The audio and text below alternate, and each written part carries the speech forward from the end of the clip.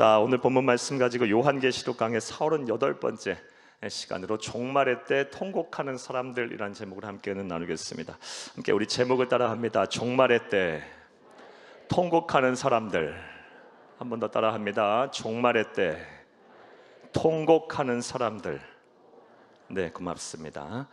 요한계시록 18장, 19장, 20장, 21장까지의 내용은 이 마지막 때에 우리 예수님이 재림하실 때에 이 세상에 존재하면서 하나님을 대적하는 자들의 어떻게 하나님의 심판을 받고 멸망을 당하는지에 대한 내용에 관한 말씀입니다.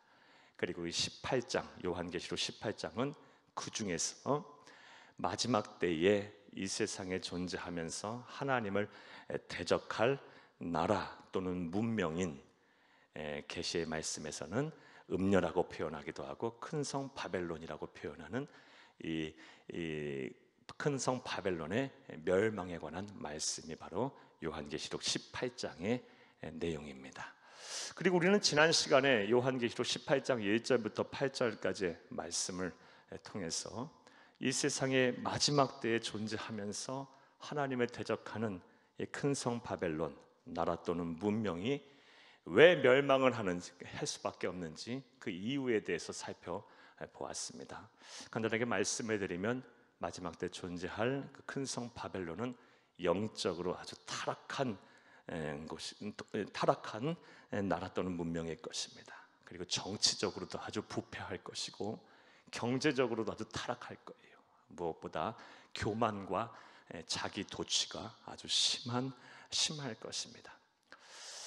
그런데 하나님께서는 우리에게 분명히 말씀을 하고 계세요.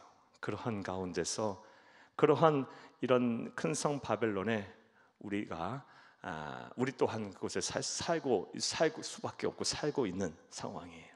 그래서 하나님께서 우리에게 명령하셨어요. 큰 성 바벨론에서부터 내 백성아 나오라라고 말씀을 하셨어요. 우리가 지난 시간에 이 말씀을 하나님이 주신 음성으로 들어야 한다라고 여러 개 말씀을 드렸습니다. 내 백성아 나오라 나오라, 거기서부터 나오라라는 말씀은 사랑하는 여러분, 세상을 등지고 살라는 말씀이 아니에요. 우리가 사는 곳, 우리가 사는 세상, 우리가 이루어야 될 하나님의 나라는 이 세상 속에 있어요. 세상에 살면서 세상의 가치관에 동화되지 말라, 세상 유혹에 넘어가지 말라, 신앙을 지키고 믿음을 지키고 사명을 잘 감당하며 살라라는 말씀이지 세상을 등지고 은둔해서 살라는 말씀이 아님을 우리는 지난 시간 동안 살펴보았습니다.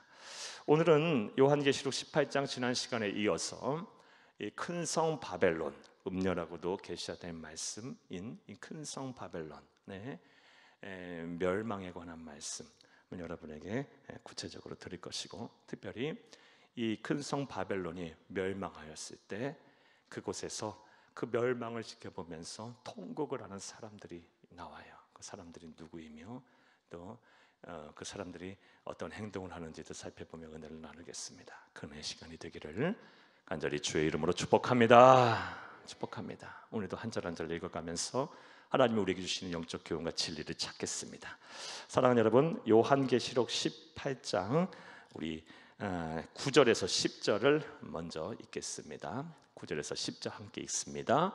그와 함께 음행하고 사치하던 땅의 왕들이 그가 불타는 연기를 보고 위하여 울고 가슴을 치며 그의 고통을 무서워하여 멀리 서서 이르되 화 있도다 화 있도다, 큰 성 견고한 성 바벨론이여 한 시간에 내 심판이 이르렀다 하리로다. 아멘. 다 지금 계시의 말씀입니다.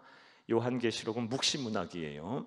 상징 언어, 그림 언어로 쓰여져 있어요. 우리가 이 9절과 10절을 읽었는데 이 9절과 10절을 읽으면서 그 내용이 이미지로 이렇게 연상이 돼야 돼요.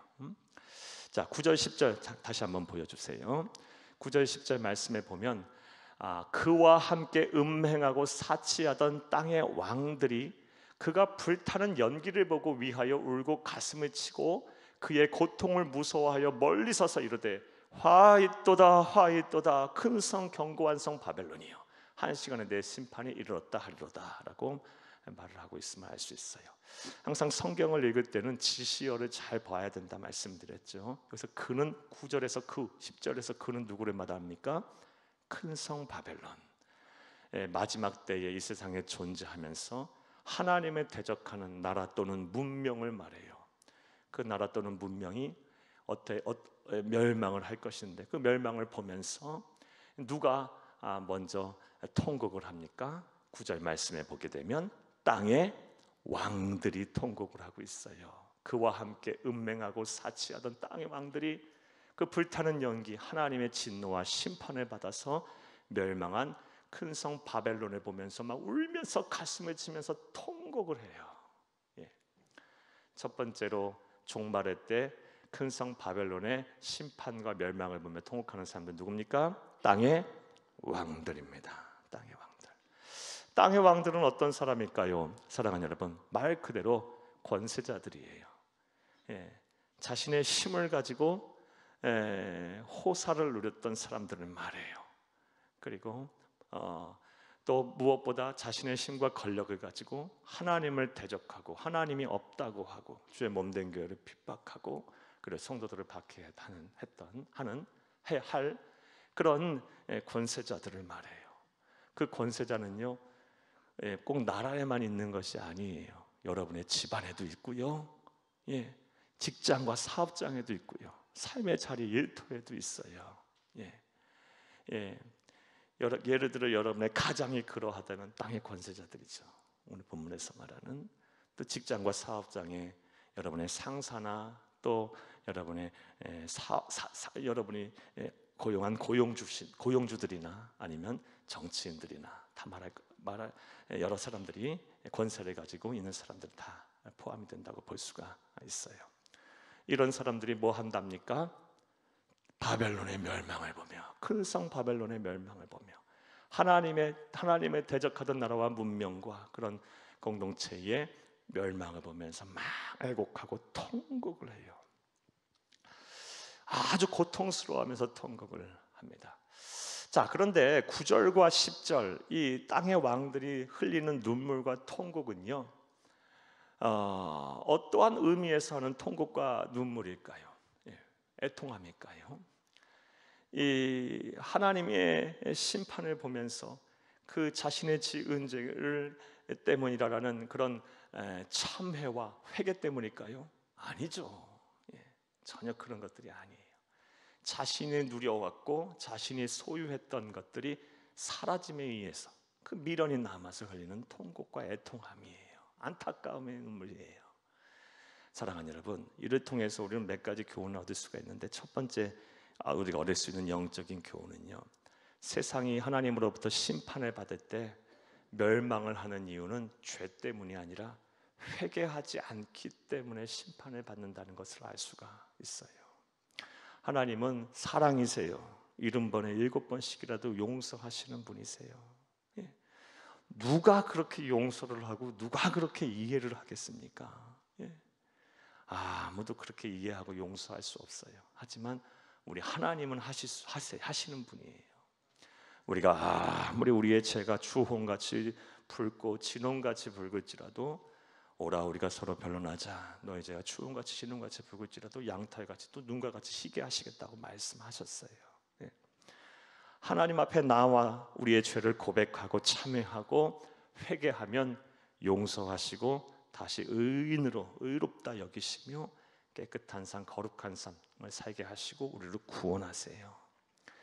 그런데 마지막 때에 심판을 받는 사람들 어떻게 해요? 어떤 눈물을 흘리고 고통스러워하고 눈물을 흘리고 애곡합니까? 회개의 눈물이 아니라 참회의 눈물이 아니에요. 그들은 자신이 소유한 것이 사라짐에 대한 미련과 안타까움에 흘리는 눈물일 뿐이에요. 사랑하는 여러분, 사람이 멸망을 하고 고통을 받고 심판을 받고 하나님의 진노 가운데 있는 이유는 꼭 기억하세요. 우리의 죄 때문이 아니라 우리가 회개하지 아니함으로, 사람들이 회개하지 아니함으로 그런 진노와 심판이 임하는 것을 믿으시기를 간절히 주의 이름으로 축복합니다. 축복합니다. 또 하나 우리가 이 이 큰 성 바벨론의 멸망 앞에서 통곡하고 애통하며 두려워하는, 그리고 눈물 흘리고 있는 이 땅의 왕들의 모습을 보면서 우리가 얻을 수 있는 두 번째 또 다른 영적인 교훈은요, 우리 불신자의 종말과 신자의 종말에는요 참 큰 차이가 있다는 것을 알 수가 있어요. 차원이 달라요. 사랑하는 여러분, 우리 9절 10절 다시 한번 읽어보겠습니다. 9절 10절입니다. 그가 함께 음행하고 사치하던 땅의 왕들이 그가 불타는 연기를 보고 위하여 울고 가슴을 치며 그의 고통을 무서워하여 멀리 서서 이르되, 여기까지만 보겠어요. 9절 10절 땅의 왕들, 세상적으로 권세를 가진 사람들이, 힘이 있는 사람들이에요. 호사를 누리고 있던 사람들이, 하나님의 진노와 심판 받기 이전에는 그런 사람들이었는데, 이제 하나님의 진노와 심판과 제왕이 임하여 큰 성 바벨론이 멸망하게 되니까 크게 고통스러워하고요, 눈물을 흘리면서 10절 말씀에 뭐하고 있습니까? 무서워해요. 세상의 권세를 갖고 하나님의 심판이 이르기 전에는 뭐가 무서웠겠어요? 뭐가 겁이 났겠어요? 거칠 것이 없었겠죠. 하지만 하나님의 종말의 때가 임하니까, 하나님이 하시는 심판이 임하게 되니까 무서워하고 두려워해요. 사랑하는 여러분, 불신자의 종말과 성도의 종말, 신자의 종말은요 차원이 달라요. 저는 나이를 그렇게 많이 먹은 사람은 아니지만 그래도 반백년은 살았어요. 가까이는요. 목사인 거로 이 성도님들의 임종을 여러 차례 경험했어요. 참 많이 경험했어요. 그런데 성도의 이 임종과 성도의 마지막과 불신자의 마지막은 차원이 달라요. 얼마나 평안하게 하나님의 나라 가는지 몰라요. 성도들은요. 예수를 그리스도로 믿어 하나님의 자녀된 자는요, 비록 막 육신이 암으로 또 여러 질병으로 배짝 마르고 막 얼굴에 황달이 있고 의식이 막 오락가락하고 막 고열에 시달리고 통증이 있어도요, 하나님의 나라 가는 그 순간에는 얼마나 평안하게 가는지 몰라요. 불신자의 종말과 성도의 종말은 차원이 달라요. 그런 것을 경험하고 볼 때마다 내가 예수 안 믿었으면 어쩔 뻔했지, 우리에게 예수가 없었으면 어쩔 뻔했지, 막 이런 생각을 하게 돼요. 여러분, 이거 저에게만 주시는 은혜, 깨닫게 하시는 은혜겠어요? 우리 모두에게 주실 은혜고 우리와 함께하는 은혜예요. 우리의 종말과 불신자의 종말은 차원이 달라요. 세상에 아무리 힘있고 떵떵거리며 자신의 권세를 가지고 목소리를 높이던 사람도 개인의 종말 또는 하나님의 심판이 이르게 되면 그 심판과 두려움, 진노 앞에 크게 떨며 두려워해요. 하지만 하나님의 백성, 구원받은 우리들은요 정말 평안하게 우리 주님과 더불어 손잡고 하나님의 나라로 가고, 그리고 우리 주님과 함께 할 것입니다. 여러분, 이것이 저와 여러분에게 주신 은혜이자 축복이에요. 감사하며 살아야 돼. 그리고 죽기까지, 하나님의 나라 가는 그날까지 정말 이 믿음 변치 않으시기를 간절히 바랍니다. 간절히 바라요. 그저께도 우리 한 성도님, 집사님 임종을 했는데요, 참 어제 밤에 장례식장 갔다 왔더니 우리 권사님 말씀하세요. 정말 천국이 있고요, 정말 하나님 살아계세요, 정말 평안한 모습으로 하나님 나라 가셨어요. 이렇게 말씀하시더라고요. 정말 하나님은 살아계세요. 그래, 천국과 지옥은 반드시 있습니다. 여러분, 이 확신이 흔들리지 마세요. 잠시 왔다 잠시 갈 세상, 사람들 이 세상에 가진 그 얼마 되지도 않은 불문, 하나님을 불면 사라져버릴 권세를 가지고 별소리들 다 해요. 얼마나 우리를 휘두르고 환경을 막 지배하고 그러는지 몰라요. 그리고 헛된 소리를 얼마나 많이 하는지 몰라요. 그런데 이제 하나님의 진노와 심판이 임하게 되면 오늘 우리 9절 10절 읽은 대로 크게 두려워 떨며 애곡하게 될 거예요. 하지만 우리는 그렇지 않아요. 우리 주님의 손잡고 하나님의 나라 가는 것이고, 우리 주님 재림하실 때 우리는 어린 양의 공중의 혼인잔치에 참여하면서 신랑 되신 우리 주님과 더불어서 영생복락을 누리게 될 줄로 믿습니다. 이런 교훈을 얻을 수가 있어요. 불신자의 종말과 성도의 종말은 차원이 다르다. 차원이 다르다. 큰 왕들이 막 두려워 떨며 무서워하고 있잖아요. 우리는 그렇지 않을 거예요. 자, 첫 번째로 이 큰 성 바벨론의 멸망을 보면서 통곡을 하는 사람들은 누구였습니까? 땅의 왕들이었어요. 자, 두 번째로 오늘 본문 말씀을 보게 되면 또 종말의 때 통곡을 하는 사람들이 나옵니다. 11절을 함께 읽겠습니다. 땅의 상인들이 그를 위하여 울고 애통하는 것은 다시 그들의 상품을 사는 자가 없음이라. 아멘. 두 번째 종말의 때 통곡하는 사람들이 나오네요. 이거 다 환상의 말씀이에요. 우리가 이 말씀을 읽을 때 우리 머리로 이미지로 연상을 하셔야 돼요.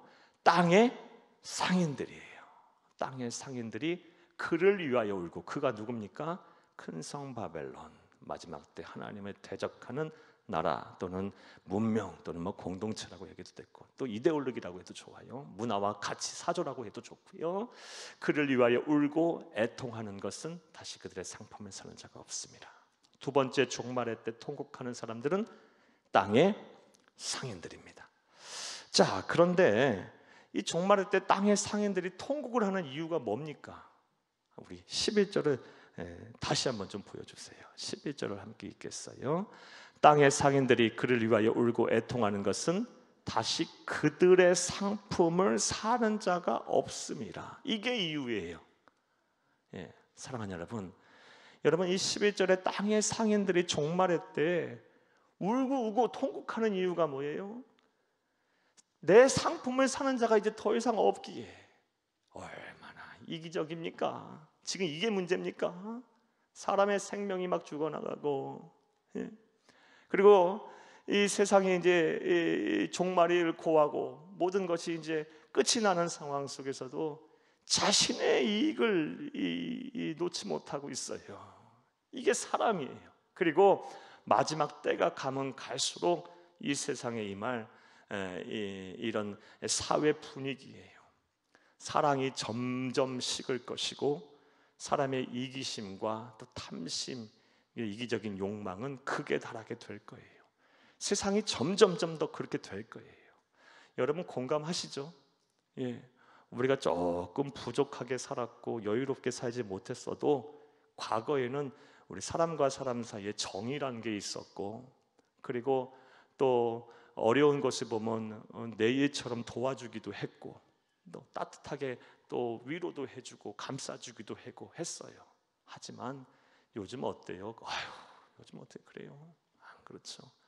자신의 이익 요구만큼이라도 손해 안 보려고요, 얼마나 악을 쓰는지 몰라요. 그리고 어떻게든 그거 다 지켜내려고 막 바락바락을 해요. 이게 우리가 사는 세상에 요즘 그래요. 점점 앞으로 더 그럴 거예요. 사람이 죽건 말건 상관도 없고 관심도 없어요. 오직 자신의 이익만을 위해서 사람들이 살아요. 이게 바로 마지막 때의 사람들의 사는 모습이고 큰 성 바벨론의 모습이에요.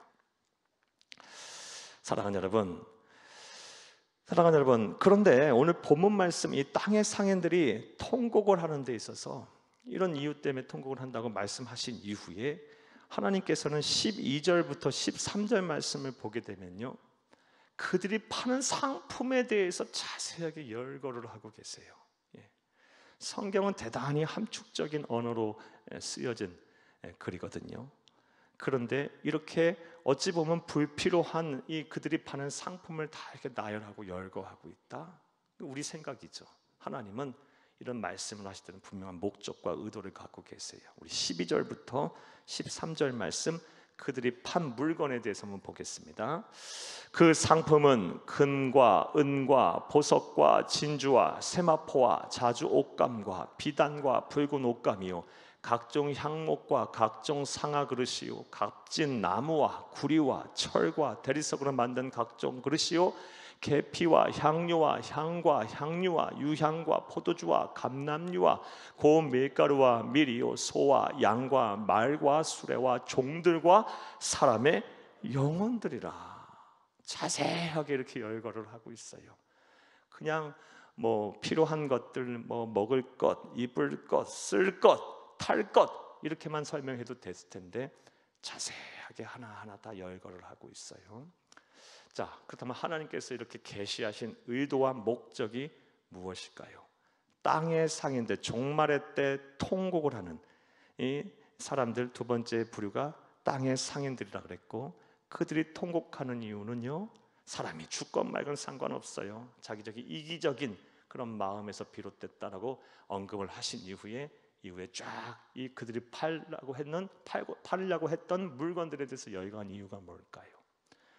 사랑하는 여러분, 그 이유는 간단하고 명확해요. 하나님이 이 돈과 재물과 관련된 이 죄를 얼마나 큰 악으로 생각하고 계시는지를 우리에게 깨닫게 하기 위함이에요. 이 물질과 관계된, 돈과 재물과 관계된 죄를 하나님은요, 큰 악으로 생각하세요. 진노의 대상으로 생각하신다는 거예요. 그래서 이렇게 자세하게 언급을 하고 있어요. 특별히 오늘 본문 말씀 12절, 13절 말씀에 보게 되면요, 그들이 파는 물건 가운데 마지막에 뭐가 나와요? 우리 13절 한번 다시 한번 읽어볼게요. 13절에 계피와 향유와 향과 향유와 유향과 포도주와 감람유와 고운 밀가루와 미리오 소와 양과 말과 수레와 종들과 사람의 영혼들까지 팔아요. 이게 뭐예요? 사랑하는 여러분, 사람의 영혼을 막 홀려버린다는 거예요.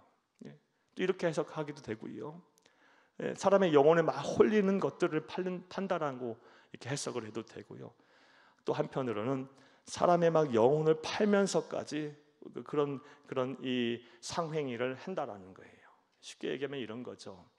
어떤 사람은요, 이 신앙의 양심, 그리고 우리의 신앙과 내 양심도 저버리면서까지 막 물건을 막 살라고, 구매를 하려고 하고 그걸 소유하려고 해요.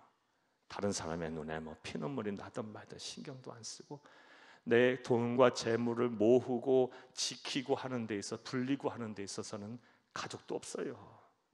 사랑하는 사람도 관심도 없어요. 그냥 오로지 그것만. 사람의 영혼이 팔린 거죠. 그 사람의 영혼은 어디 있나요? 팔린 거예요. 사람이 아무리 그래도 지켜야 될 선이라는 게 있는 거예요. 신앙과 양심과 하나님의 형상대로 우리는 지음받았기에 도덕과 윤리적인 기준이라는 게 딱 있어야 하는 거예요. 그런데 돈과 재물 앞에, 그리고 이것을 구매하고 또 소유하고 지키고 불리는 데 있어서 이런 것들이 다 무너져 내린 사람의 영혼까지 파는 이들이 말세가 되면 될수록 더 많이 일어나게 될 것이고, 또 지금 우리 가운데서도 일어나고 있어요. 사랑하는 여러분, 하나님이 얼마나 이 돈과 재물과 관련된 이 죄를 큰 악으로 보시는지 우리가 말씀을 통해서 보았어요. 그러하기에 우리는요, 특별히 이 탐심이라는 것을 조심해야 되죠. 그리고 우리 그리스도인들은 항상 이 돈과 재물에 대한 이런 분명한 선, 기준이라는 것을 다 갖고 살아야 돼요. 그래서 간단하게나마 이 시간에 우리 그리스도인의 재물관, 그리스도인의 물질관에 관해서 간단하게나마 언급을 한번 하고 가겠습니다. 말세가 되면 될수록 이 사람들의 마음이 강팍해지고 또 이기적으로 변하고 탐심이 가득해져서 신앙의 양심, 또 신앙과 양심, 그리고 윤리 도덕을 막 어겨가면서 심지어 자신의 영혼을 팔아가면서까지 돈과 재물을 소유하고 또 불리고 지키려 할 것이기에 우리 그리스도인들은 그런 죄를 범해서는 안 되겠죠. 우리는 어떠한 물질관과 어떠한 재물관을 가지고 살아야 할지 간단하게나마 언급을 해보겠습니다. 여러 가지 성경을 통해서 말씀드릴 수 있겠지만요, 우리 주님께서 이 세상에 계시는 동안 우리에게 주신 비유의 말씀, 그거 갖고 한번 간단히 생각을 한번 해볼게요. 여러분, 누가복음 12장 13절부터 21절 함께 보겠습니다. 누가복음 12장 13절에서 21절입니다. 함께 읽습니다. 무리 중에 한 사람이 이르되 선생님, 내 형을 명하여 유산을 나와 나누게 하소서 하니, 이르시되 이 사람아, 누가 나를 너희의 재판장이나 물건 나누는 자로 세웠느냐 하시고, 15절 그들에게 이르시되 삼가 모든 탐심을 물리치라. 사람의 생명이 그 소유에 넉넉한 데 있지 아니하니라 하시고, 또 비유로 그들에게 말하여 이르시되 한 부자가 그 밭에 소출이 풍성함에 심중에 생각하여 이르되 내가 곡식 쌓아둘 곳이 없으니 어찌할까 하고 18절 또 이르되 내가 이렇게 하리라 내 곡간을 헐고 더 크게 짓고 내 모든 곡식과 물건을 거기 쌓아두리라 또 내가 내 영혼에게 이르되 영혼아 여러 해 쓸 물건을 많이 쌓아두었으니 평안히 쉬고 먹고 마시고 즐거워하자 하리라 하되 20절 하나님은 이르시되 어리석은 자여 오늘 밤에 내 영혼을 도로 찾으리니 그러면 내 준비한 것이 누구의 것이 되겠느냐 하셨으니 자기를 위하여 재물을 쌓아두고 하나님께 대하여 부유하지 못한 자가 이와 같으니라. 아멘. 우리가 읽은 말씀은 흔히 어리석은 부자의 비유라고 우리가 제목을 붙여서 보는 우리 성경의 말씀이에요. 이 내용 간단하게 다시 한번 설명 한번 드릴게요. 예수님께서 이렇게 말씀을 전하시자 수많은 무리들이 예수님을 따랐어요. 그 중에서 한 사람이 딱 나서서 예수님에게 간청을 합니다. 우리 네 형이 많은 유산을 독차지했어요. 우리 선생님, 우리 네 형으로 명령하셔서 그 유산을 공평하게 좀 나누어 주게 명령 좀 내려주세요. 이렇게 부탁을 했어요. 그러자 예수님께서 그 말을 듣고 예수님께서 어떻게 말씀을 하셨냐? 화를 내셨어요. 누가 나를 너희의 재판관으로 삼았느냐? 누가 나를 너희의 물건을 나누는 자로 삼았느냐? 라고 이렇게 우리 주님께서 말씀을 하신 이후에 누가복음 12장 15절 말씀에 보면 사람의 탐심을 조심하라. 탐심을 조심하라. 생명이 너희가 소유한 것에서 나는 것이 아니니라 라고 말씀을 하신 이후에 이제 그것과 관련된 비유의 말씀을 하시기 시작해요. 이제 그 비유가 이제 어리석은 부자의 비유. 한 부자가 있었다. 그 부자가 곡식을 많이 거두어 들였다. 얼마나 많이 거두어 들였는지 창고가 좁아서 그 곡식을 쌓을 곳이 없게 됐다. 그래서 그 부자가 이제 생각을 했어요. 큰 창고를 세우고 그곳에 내가 거둔 곡식과 재물을 쌓아두면 되겠다. 그러면서 또 자신의 영혼에게 말하기를 이제 몇 해 동안 쓰고도 남을 만한 이런 물질을 재물을 모았으니 이제부터 먹고 즐기고 놀고 기뻐하자. 이렇게 생각을 했답니다. 자, 그런데 우리 주님 하나님께서 말씀하시기를 참으로 어리석구나. 오늘 밤 내가 너의 영혼을 도로 찾으리니 네가 준비한 것이 무슨 의미가 있겠느냐. 그러면서 말씀하시기를 재물을 자기를 위하여 쌓아놓는 것이 하나님에게 쌓아놓는 것이라 하늘이 아니라 자기에게 쌓아놓는 것이 이와 같으리라 라고 말씀을 하셨어요. 이 비유의 말씀을 통해서 앞서 말씀드린 대로 우리 그리스도인의 재물과 물질관에 대해서 간단하게 여러분에게 말씀을 한번 드려볼게요. 먼저 우리가 전제로 삼아야 할 것 첫 번째가 있어요. 그것이 뭐냐? 돈과 재물은 절대로 선하지도 않고 악하지도 않다라는 거예요. 그 자체로는요. 우리가 이것을 잘못 전제로 삼으면요, 돈이 악해, 재물이 악해. 그래서 이것을 벌려고도 하지 아니하고 모으려고도 하지 아니하고 또 이것과 관련된 일을 하려 하지도 아니하고 이런 분들도 계시고 또 교회 역사를 보면 이런 일들도 많이 있었어요. 또 자기들끼리 모여 자급자족만 하려 하고 막 이렇게 부자를 막 죄인시하고 막 이런 일들이 있었어요. 여러분, 분명하게 우리가 전제로 삼아야 할 것은 돈과 재물 그 자체로는 선하지도 악하지도 않다라는 거예요. 그 자체 그대로예요. 하지만 그것을 사용하여 쓰는 사람이 악하면요, 돈과 재물이 악해지는 거예요. 그리고 그것을 사용하러 쓰는 사람이 선하면요, 그 돈과 재물이 아주 선하게 사용되는 거예요. 네. 사랑하는 여러분, 이 돈과 재물의 선과 악의 가치를 부여하지 마세요. 그 자체로는 그대로예요. 그것을 쓰는 사람이 어떤가에 대해 달려있다라는 것이 우리 그리스도인의 물질관을 이해하는데 첫 번째로 전제로 해야 할 사항입니다. 또 우리가 예수님께서 행하신 이 비유의 말씀을 통해서 우리가 알 수 있는 그리스도인의 물질관, 재물관, 두 번째는 무엇이냐? 내가 소유하고 했다고 생각하는 이 돈과 재물은 내 것이 아니라 누구 것이다? 하나님 것이다라는 이런 우리가 이런 생각을 갖고 있어야 돼요. 내가 지금 소유하고 내가 지금 누리고 내가 사용하고 있는 돈과 재물이 내 것이 아니라 누구 것이다? 하나님의 것이다. 하나님의 것이다.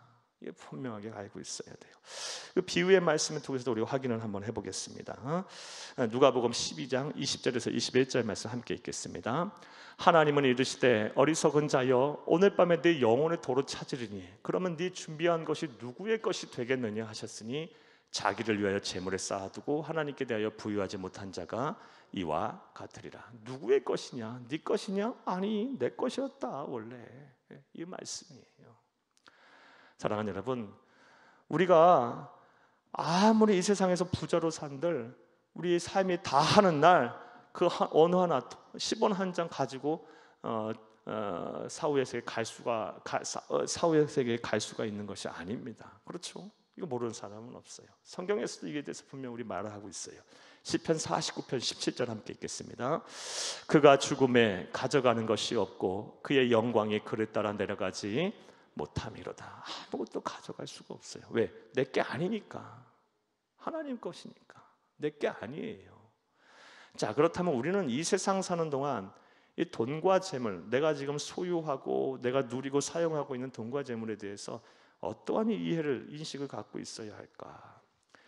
일찍이 우리 믿음의 아버지들, 우리 종교 개혁자들이 이에 대한 분명한 답을 우리에게 명확한 기준을 설명해 놨어요. 우리 여러분 이미 다 잘 아는 내용이에요. 특별히 존 칼빈이 우리 그리스도인들은 어떤 물질관, 어떠한 재물관을 갖고 살아야 되는지 얘기를 했는데, 우리는 이 하나님부터 받은 청지기로서의 사명을 감당해야 된다. 스튜어드, 청지기로서의 사명을 감당해야 된다라고 우리에게 말을 하고 있어요.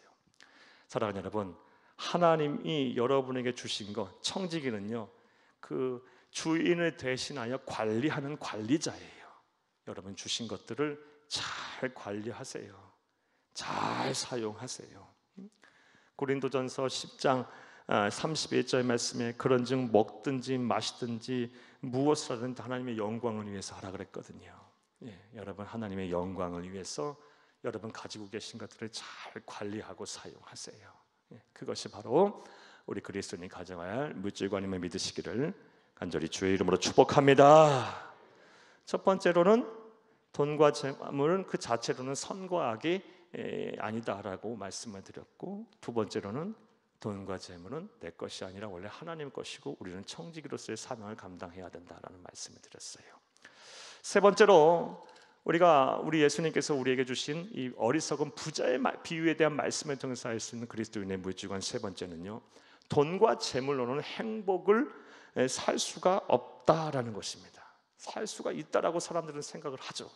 하지만 참된 행복은 살 수 없다라고 말을 해요.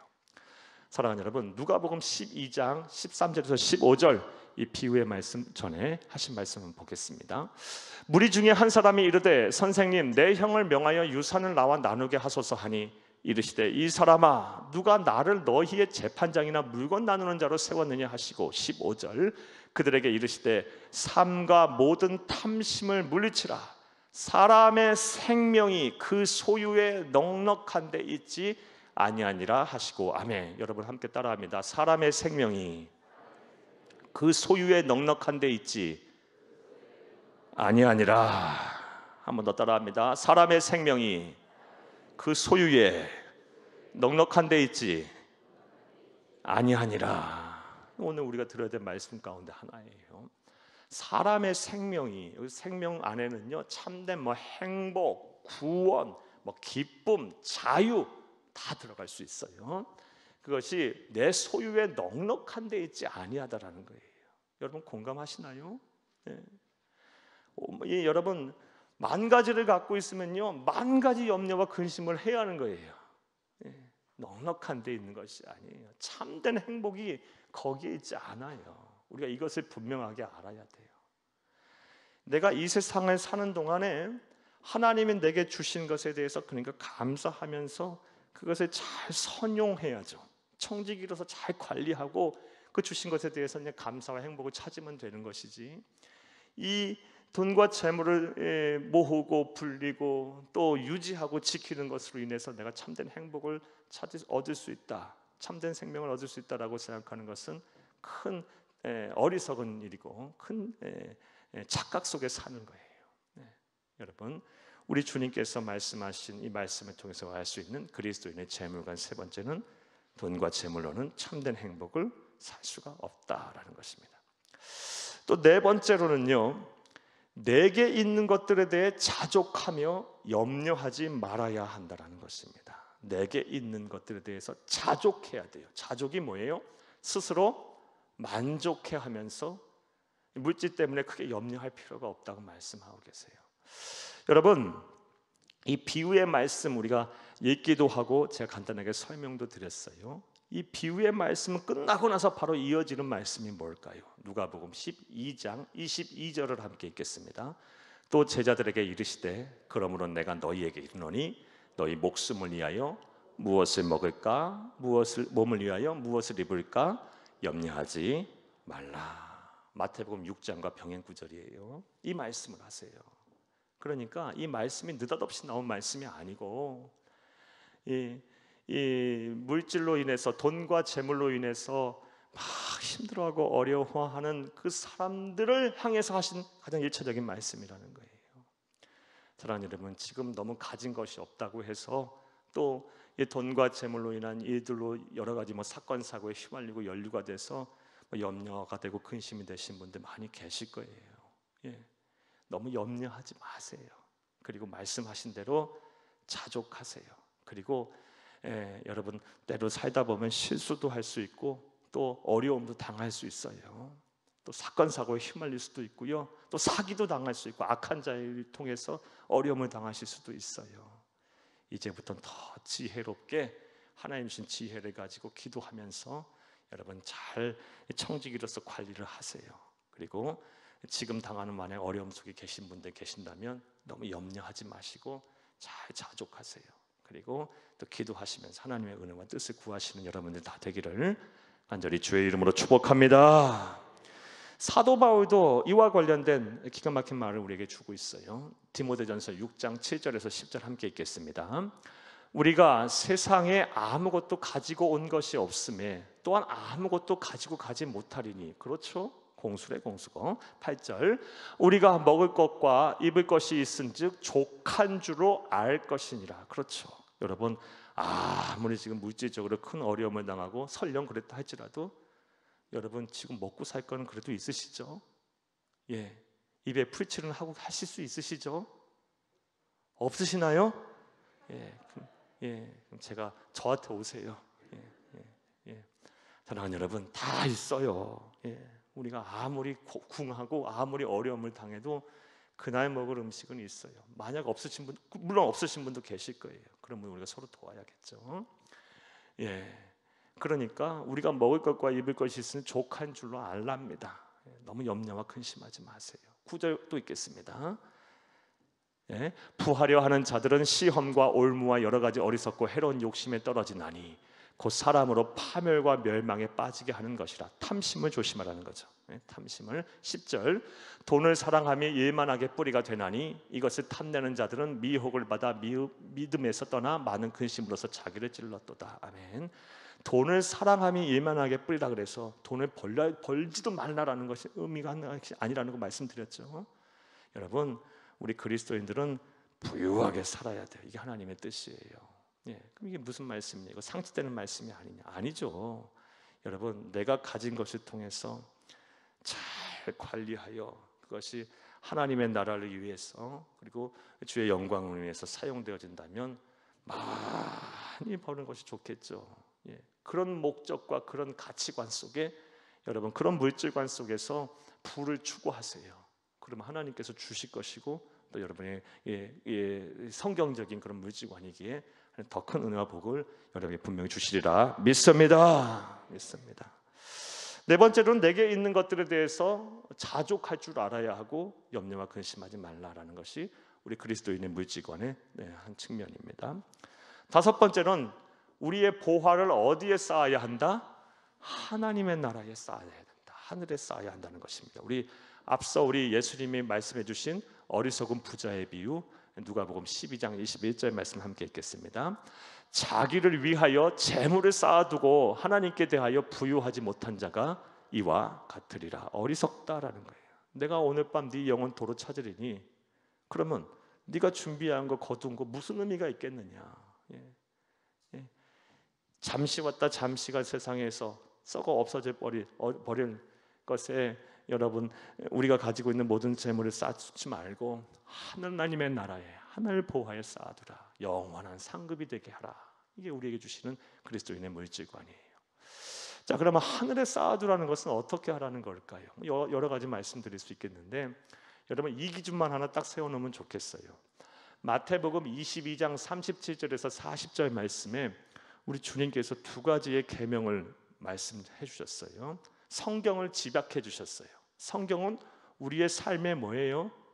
등불이자 삶의 척도기도 하고요. 삶의 사는 우리가 모든 방법을 제시하는 제시서기도 하고요. 우리의 선생이기도 하고요. 참된 진리의 말씀이에요. 그러니까 성경을 딱 집약해 주셨는데 마태복음 22장 37절 40절 말씀 잘 아는 말씀이에요. 너희는 마음을 다하고 목숨을 다하고 뜻을 다하여 주 너희 하나님을 사랑하라. 이것이 그거 첫째가 하는 계명이요. 둘째는 이것이니 네 이웃을 내 몸과 같이 사랑하라. 이것이 온 율법과 선지자의 강령이니라. 하나님의 말씀을 두 가지로 딱 요약을 해버리면 하나님을 사랑하는 것, 그리고 또 하나가 이웃을 사랑하는 것. 여러분, 여러분의 가진 재물, 여러분이 하나님이 맡겨주신 돈과 재물을 하나님을 사랑하는 데 사용하세요. 먼저는. 그리고 또 나아가서 이웃을 사랑하는 데 사용하세요. 이렇게 하는 것이 뭐다? 그것이 성경을, 하나님의 말씀 성경을 이루는 것이고, 그것이 하나님의 보좌에 쌓아두는 거예요. 하늘 보화를 하늘에 쌓아두는 거예요. 고민을 해봐요. 하나님을 사랑하는데 내가 하나님을 사랑한다는 것이 뭘까? 여러분, 고민하면 많이 있어요. 또 이웃을 사랑하는 데서 산다는 것이 무엇일까? 부지런히 생각을 해보세요. 그리고 여러분의 가진 것들을 여러분 잘 선용하시고 사용하셔서 하나님의 하늘 보좌에 보화를 쌓아두신 여러분 다 되시기를 간절히 주의 이름으로 축복합니다. 정리해 볼게요. 그리스도인의 재물관, 이거 우리가 분명하게 좀 선을 갖고 있어야 돼요. 왜냐? 마지막 때가 가면 갈수록 사람은 탐심으로 가득 차질 것이고, 사랑은 더욱 식어질 것이고, 이기심으로 가득 차서 이 물질관, 재물관이 막 왜곡이 돼서 서로 신앙의 양심도 없고, 신앙도 없고, 양심도 없고, 윤리와 도덕도 없이 소유하려 하고, 또 지키려 하고, 또 불리려 하고 하는 그런 현상들이 많이 나타날 것이기에, 그래서 그것으로 인해 결국 심판을 받게 될 것이기에 우리 그리스도인들은 우리가 분명한 그리스도인의 물질관을 가지고 살아야 돼요. 먼저는 돈과 재물은 그 자체가 선과 악을 나타내지는 않아요. 쓰는 사람이 어떠냐에 따라 선이 될 수도 있고 악이 될 수도 있어요. 또 돈과 재물의 주인은 내가 아니라 하나님이시다라는 걸 우리가 분명히 알아야 돼요. 그리고 이런 의식하에 우리는 뭐 해야 합니까? 잘 관리하는 청지기가 돼야 됩니다. 나아가서 돈과 재물로는 행복을 얻을 수가 없어요. 행복을 얻을 수가 없어요. 이거 분명히 알아야 돼요. 그리고 내게 있는 것에 대해서 만족할 줄 알아야 되고, 염려와 근심 속에 사시지 마세요. 무엇보다 하늘나님의 나라에 여러분의 보화를 쌓아두시는 여러분 다 되기를 간절히 주의 이름으로 축복합니다. 자, 우리가 지금 요한계시록 18장에서 우리가 하고 있는 것을 잘 봐야 돼요. 우리가 요한계시록 18장 9절부터 24절에 큰 성 바벨론이 심판을 받을 멸망한 것을 보고 통곡하는 사람들에 대해서 우리가 살펴보고 있어요. 먼저는 땅의 왕들이었고, 두 번째는 땅의 상인들이었어요. 세 번째 사람들을 보겠습니다. 다시 본문으로 갑니다. 우리 본문 우리 17절 말씀을 함께 읽겠습니다. 본문 17절입니다. 그러한 부가 한 시간에 망하였도다. 모든 선장과 각처를 다니는 선객들과 선원들과 바다에서 일하는 자들이 멀리 서서 18절 그가 불타는 연기를 보고 외쳐 이르되 이 큰 성과 같은 성이 어디 있느냐 하며 아멘. 세 번째 통곡하는 사람들이 나와요. 모든 선장과 각처를 다니는 선객들과 선원들과 바다에서 일하는 자들이에요. 그들이 통곡을 해요. 자, 그들이 통곡하는 이유도 한번 보겠습니다. 우리 19절을 함께 읽겠습니다. 19절 티끌을 자기 머리에 뿌리고 울며 애통하여 외쳐 이르되 화 있도다 화 있도다 이 큰 성이여 바다에서 배부리는 모든 자들이 너의 보배로운 상품을 치부하였더니 한 시간에 망하였도다. 아멘. 우리가 이 물건들을 이곳저곳으로 실어 나르면서 불을 쌓았는데 이제 더 이상 할 수 없게 됐구나. 그것으로 인해서 막 통곡을 한답니다. 지금 상황이 어떤 상황이에요? 이런 것 때문에 지금 통곡할 상황입니까? 사람이 막 죽어나가요. 세상이 멸망하는 상황이에요. 그런데 아직도 자신이 이룬 그 치부한 것에 대한 근심과 걱정 때문에 지금 통곡을 하고 있다는 거예요. 마지막 때가 가면 갈수록 앞서 큰 왕들처럼 사람들은 다 이기적인 마음이 돼서 이런 일들을 벌이게 될 거예요. 자, 사랑하는 여러분, 19절까지는 9절부터 19절까지 내용에서는 여러분 마지막 때에 종말의 때에 통곡을 하는 세 부류의 사람에 대한 말씀을 여러분에게 드렸어요. 그리고 이제 20절은 잠깐 건너뛰고요. 21절부터 조금 이따 설명 다시 하겠습니다. 21절부터 24절까지의 말씀, 정확히는 이제 19절부터 봐야 되겠네요. 19절 그리고 21절부터 24절까지의 말씀을 보게 되면 19절과 21에서 24절 말씀은 큰 성 바벨론의 종말이 어떠한 성격으로 망하는지에 대해 알 수가 있어요. 종말의 성격이 어떠한지 알 수가 있습니다.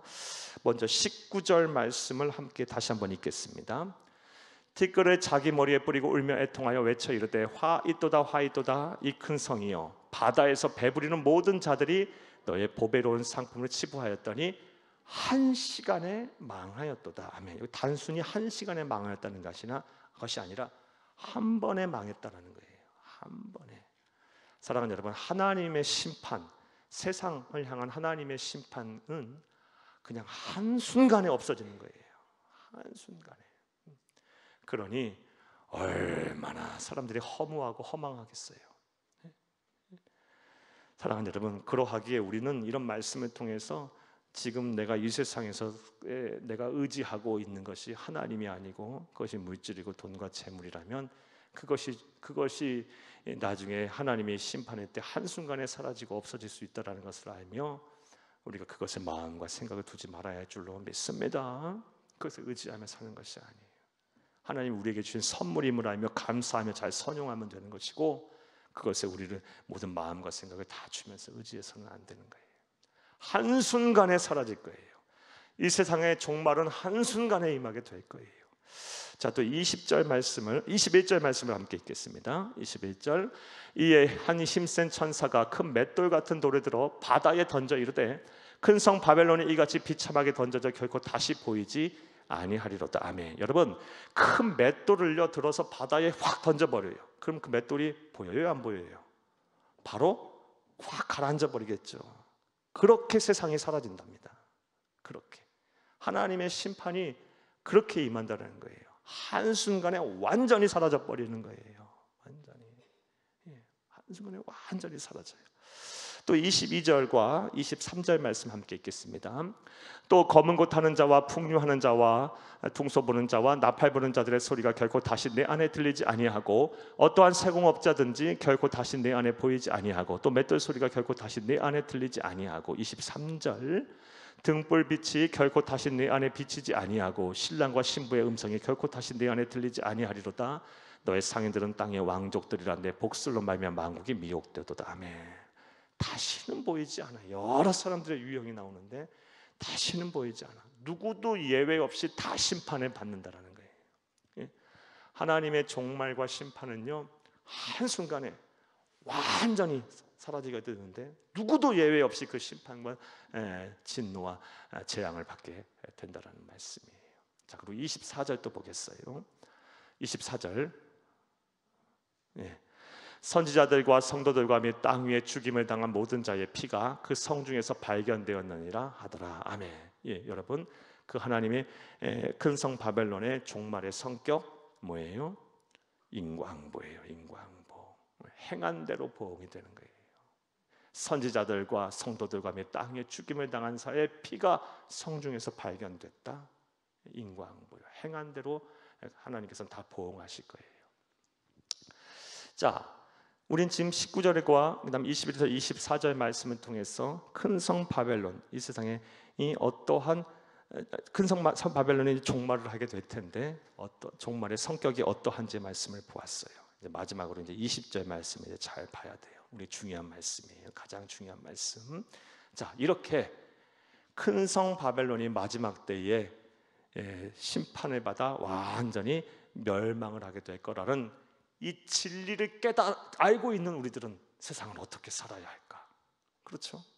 우린 이 계시의 말씀, 하나님의 이 말씀, 마지막 때 이 땅에 일어날 이 계시의 말씀, 이 비밀을 우리는 알고 있는 자들이에요. 이 세상을 어떻게 살아야 할까에 대한 말씀이 이제 20절 말씀, 오늘 우리가 중요하게 봐야 할 말씀입니다. 함께 읽겠습니다.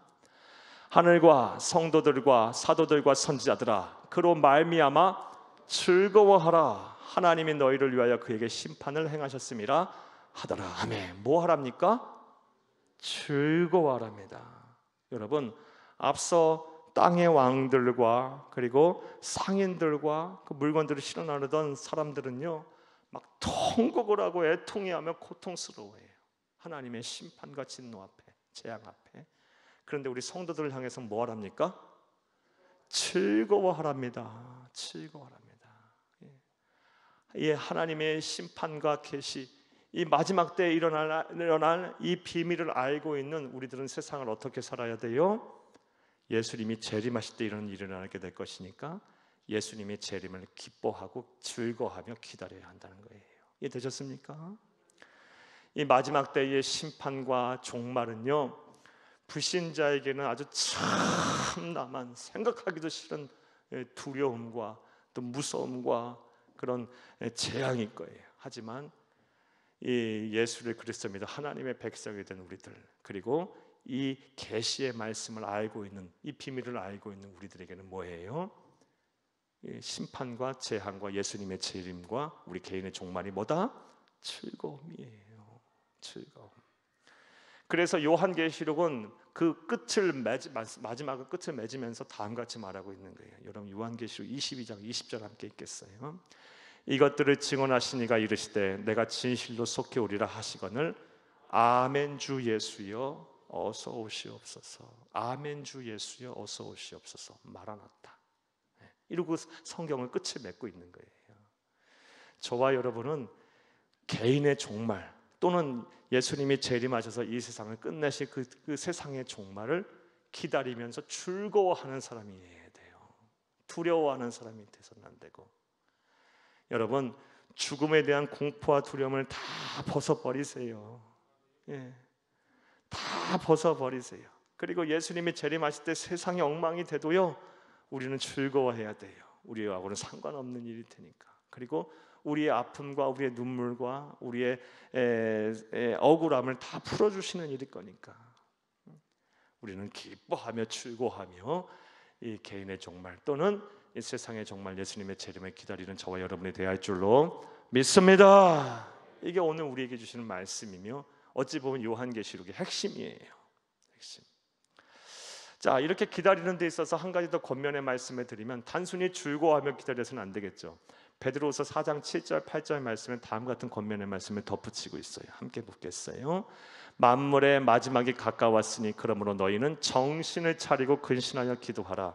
무엇보다 뜨겁게 서로 사랑할지니 사랑은 허다한 죄를 덮느니라. 아멘. 이런 권면을 하면서 예수님의 재림을 기다리라. 즐거워하라. 개인의 종말도 또는 이 세상의 종말도 즐거워하며 기다리라라고 우리에게 말씀을 하고 계세요. 이 말씀들을 온전히 실천하는 저와 여러분이 되시기를 간절히 주의 이름으로 축복합니다. 축복합니다. 자, 이 시간 우리 들으신 말씀